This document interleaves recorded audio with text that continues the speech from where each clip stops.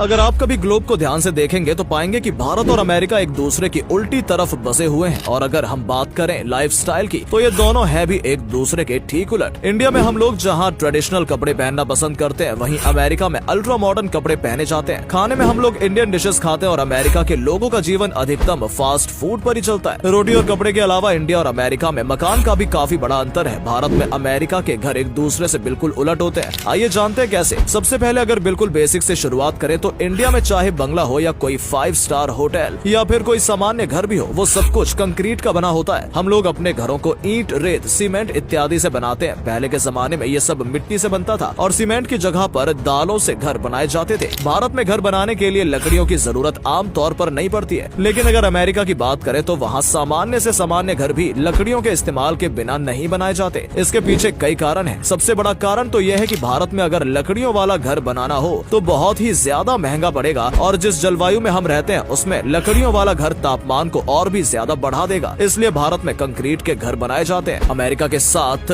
Case काफी अलग है। वहाँ उनकी परिस्थिति के हिसाब से कंक्रीट के घर बना पाना ज्यादा मुश्किल है। उनके लिए लकड़ियों का घर बनाना काफी आसान है। साथ में लकड़ियों का घर उनकी जलवायु को भी काफी ज्यादा सूट करता है। अमेरिका की जलवायु भारत के मुकाबले ठंडी है। कंक्रीट और लकड़ी के अलावा भी बहुत सारे ऐसे अंतर हैं जो कि आपको भारत और अमेरिका के घरों में देखने को मिल जाएंगे। जैसे आपने आग बुझाने का ये उपकरण तो देखा ही होगा। हम ऐसे उपकरण को अक्सर स्कूलों में, बड़ी बड़ी बिल्डिंग्स में और बड़े बड़े होटल में देखते हैं, लेकिन हमें ये घरों में देखने को नहीं मिलता। न तो इसके लिए भारतीय लोगों के बीच जागरूकता है, न ही इसे अपने घर में रखने का कोई अनिवार्य कानून है। लेकिन अमेरिका में आपको लगभग हर घर की रसोई में ये आग बुझाने का उपकरण दिख जाएगा। दरअसल वहाँ इसे रखना अनिवार्य है, वरना आपके ऊपर जुर्माना तक लगाया जा सकता है। भारत में भी इसे अनिवार्य कर देना चाहिए क्योंकि बाजार में इसकी कीमत 1500 रुपए है, लेकिन मौके पर इससे काफी नुकसान होने से बचाया जा सकता है। खैर, रसोई में आगे बढ़ते हैं दोस्तों। भारत और अमेरिका की रसोई में एक अंतर गैस सिलेंडर का भी है। अमेरिका में अब पूरे देश में गैस की लाइन बिछ चुकी है। हालांकि भारत में ऐसा सिर्फ बड़े शहरों की बड़ी बड़ी कॉलोनियों में ही होता हुआ आया है। अब ये प्रोजेक्ट 1% घरों तक भी नहीं पहुँचा है, लेकिन अगले 10 सालों में ये कहा जा सकता है कि भारत और अमेरिका के बीच ये अंतर तो मिट ही जाएगा। रसोई से अब चलते हैं छत पर। भारत में लोगों के लिए छत एक बहुत जरूरी जगह है। भारत में अगर किसी की छत पर धूप ना आती हो तो उसे घर को अच्छा नहीं माना जाता। छत से हमारे बहुत सारे उपयोग जुड़े होते हैं, चाहे गर्मियों में अचार सुखाना हो या सर्दियों में धूप सेकनी हो। भारत में छत को हम अपने जीवन का हिस्सा मानते हैं, लेकिन अमेरिका में इसका उल्टा है। वहाँ छत सिर्फ बड़ी बड़ी बिल्डिंग्स में होती है। आम कॉलोनियों के घरों में छत नहीं बनाई जाती है क्योंकि बहुत ज्यादा बर्फबारी से छत गिर भी सकती है और बर्फबारी के बाद छत को साफ करना और भी ज्यादा मुश्किल काम है। अमेरिका में बर्फबारी के बाद सड़कों को साफ करना बहुत मुश्किल हो जाता है। छत को साफ करने में तो और भी ज्यादा संसाधन खर्च होंगे, इसलिए वो लोग अपने घर की छतों को त्रिकोण के आकार का बनाते हैं ताकि जो भी बर्फ पड़े वो सरक कर नीचे आकर गिर जाए। अमेरिका और भारत के घरों में एक बड़ा फर्क प्लानिंग का ही है। हम लोग अपने घरों को धीरे धीरे बनाते हैं और ये भी देखा जाता है कि घर को इस तरह से बनाया जाए कि उसे अगर अलग अलग लोगों को किराए पर देना हो तो कोई भी चीज कॉमन ना रहे। लेकिन एक चीज जो कॉमन रहती है वो है बाथरूम। हमारे घर में भारत में हम कमरे का अलग अलग बाथरूम होना एक रिवाज नहीं है। अमेरिका में भी पहले जापान की तरह ही ग्राउंड फ्लोर पर एक बाथरूम हुआ करता था, लेकिन अब वो सिस्टम खत्म होता जा रहा है और हर कमरे का अपना एक बाथरूम होता है। हम लोग अपने घरों को किराए पर देने के हिसाब से बनाते हैं, इसलिए एयर कंडीशनर केवल उन घरों में होता है जिनमें जरूरत होती है। लेकिन अमेरिका के साथ ऐसा नहीं है। वहाँ घर के हर कमरे को, रसोई को और बाथरूम को सेंट्रल कूलिंग सिस्टम से जोड़ा जाता है, यानी कि वहाँ पर इस तरह के एसी लगाए जाते हैं जो कि सिर्फ एक ही जगह पर काम करें और पूरे घर में उनकी ठंडक जाती रहे। इसी सिस्टम से भी घर को गर्म भी रखा जाता है। ऐसा करने के पीछे लॉजिक ये दिया जाता है कि अगर ऐसा किया जाएगा तो पूरे घर का तापमान एक जैसा रहेगा और इससे एसी या हीटर को ज्यादा मेहनत नहीं करनी पड़ेगी। ये लॉजिक चेक तो नहीं किया जा सकता, लेकिन ये अब अमेरिका में स्टैंडर्ड तरीका हो चुका है घर में सेंट्रल हीटिंग या कूलिंग करने का। इसके अलावा अमेरिका और भारतीय गार्डन भी एक बड़ा अंतर है। पहले के समय में भारतीय घरों में आंगन हुआ करता था जो कि या तो घर के सामने होता था या फिर घर के बीच में, लेकिन अब वो कल्चर खत्म होता जा रहा है और लोग अपने घरों में आंगन नहीं बनाते हैं। जबकि अमेरिका में ये एक ट्रेडिशन है कि हर घर के बाहर एक हिस्से में छोटा सा ही सही लेकिन खाली मैदान जरूर होना चाहिए। आपने अगर जापानी एनिमेशन देखे तो आप समझ पा रहे होंगे कि यहाँ किस तरह के मैदानों की बात की जा रही है। अमेरिका और भारत के घरों में आर्किटेक्ट का बहुत बड़ा अंतर है। आपने देखा होगा कि अमेरिका के घर भारत के घरों के मुकाबले ज्यादा सुंदर नजर आते हैं। इसका कारण है डिजाइनिंग। भारत में मिडिल क्लास या अपर मिडिल क्लास के लोग भी अपने घरों को ठेकेदार या मिस्त्रियों से डिजाइन करवाते हैं, न कि प्रोफेशनल आर्किटेक्ट से। जबकि अमेरिका में ऐसा नहीं है। अमेरिका में बहुत कम घर ऐसे होते हैं जो आर्किटेक्ट आर्किटेक्ट से डिजाइन नहीं किए गए होते। भारत के लोग आर्किटेक्ट को इसलिए भी हायर नहीं करते क्योंकि भारत में आर्किटेक्ट की सेवाएं ले पाना इतना आसान नहीं है। आपका घर बनाने का बजट इतना होना चाहिए कि आप आर्किटेक्ट को हायर कर सके। यहाँ लोग कोशिश करते हैं कि 5 से 7 लाख में वो अपना घर तैयार कर लें, और ऐसे में अगर इतने ही पैसे उन्हें आर्किटेक्ट को देने पड़ेंगे तो वो आर्किटेक्ट को कैसे हायर कर सकते हैं। यहाँ पर ये देखना जरूरी है कि भारत में लोग इसलिए घर बनवाते हैं क्योंकि उन्हें जरूरत है, न कि इसलिए कि उन्हें घर बनवाने का शौक है। घर की बनावट के अलावा भारत और अमेरिका की जमीन के दामों में भी काफी अंतर है। भारत के सबसे महंगे शहर मुंबई में आपको 100 गज लेने के लिए औसतन 1 से 1.5 करोड़ रुपए खर्च करने पड़ सकते हैं। वहीं सैन फ्रांसिस्को में ये कीमत 80 गुना ज्यादा है। हालांकि इसमें एक बात ध्यान देने वाली ये है कि अमेरिका और भारत की जनसंख्या में बहुत बड़ा अंतर है। भारत की जनसंख्या ज्यादा और अमेरिका का क्षेत्रफल ज्यादा है। फिर भी अगर भारत में जमीन सस्ती है तो ये अच्छे मैनेजमेंट के कारण ही हो पाया है। तो दोस्तों, ये थे अमेरिका और भारत के मकानों के बीच के अंतर। दोस्तों, दोनों ही जगह पर बनाए जा रहे मकान अपनी अपनी जलवायु और अपनी अपनी कंडीशन के हिसाब से बेहतर है। आपको दोनों में से कौन बेहतर लगा, कमेंट करके जरूर बताइएगा।